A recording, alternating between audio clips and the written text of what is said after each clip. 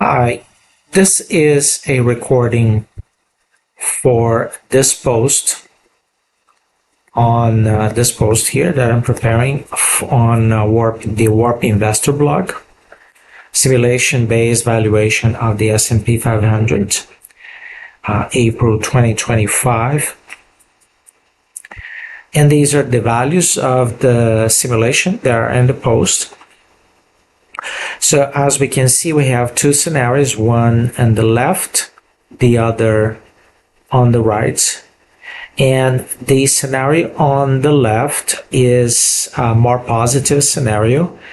It has an expectation earnings growth for the next year, or the end of 2025, 13% from the 210 dollars in earnings for 2024. So higher predicted earnings and also a lower 10-year rate of 3.61%. This is a very important rate because it's used as a basis for most of the interest rates used in consumer credit and also mortgages.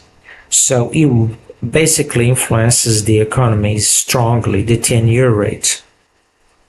On the right-hand scenario, we have an earnings growth of 6% and a higher 10-year rate that has an effect of bringing down earnings or suppressing the economy.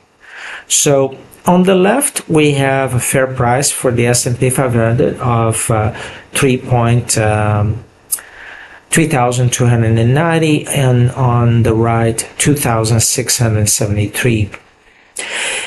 And this is because of the fair PE, which is a function of the 10-year rate.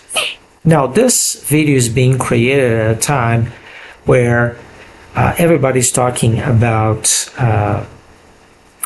tariffs and their impact on the economy. Definitely tariffs are expected to have an impact on the economy. But one thing that we cannot forget is the impact of the Fed funds rate on the economy, which tends to influence this 10-year rate. Although the Fed can influence the 10-year rate directly as well through buying and selling long-dated treasuries. But let's take a look at the Fed funds rate. So this is the Fed funds rate, or effective funds rate, from 1955 to now. And as we can see very clearly here, these shaded areas are recessions.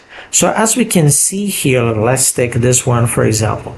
Typically the Fed funds rate goes up, then it comes down, and then we are in recession. Again, same thing here for the 2008 recession, then we're in recession.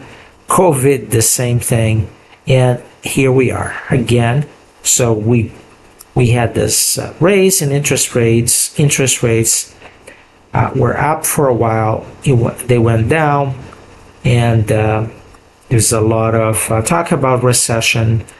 The reason for this is that monetary policy, like raising interest rates, has a lagged effect on the economy, and this is most likely the case in all of these situations here.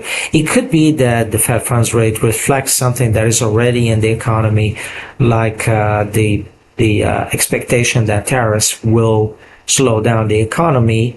But Fed funds rates, they usually go up because the economy is too hot, and then there is a concern about inflation, and inflation moving significantly higher than the expected target of 2%. This is why interest rates go up. The Fed, the Central Bank of the United States, has a dual mandate to keep inflation low, ideally at 2%, and to increase employment. And right now we have nearly full employment. And this is why we have these predictions. So note that as we can see from this graph in the past, the economy is very sensitive to interest rates, but there was a lag effect. So interest rates don't go up and then the economy tanks right away. There is a lag time. Lags are long and variable. And that is the problem here. So it looks like the fair PEs are quite low here, and that leads to a fair price for the S&P 500 that is much lower than what it is now. But the reason is these high interest rates.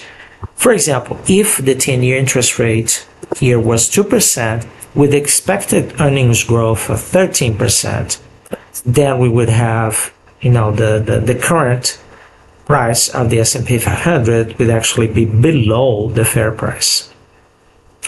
And so that's the impact that these interest rates have on the expected fair value, or the fair value of the S&P 500.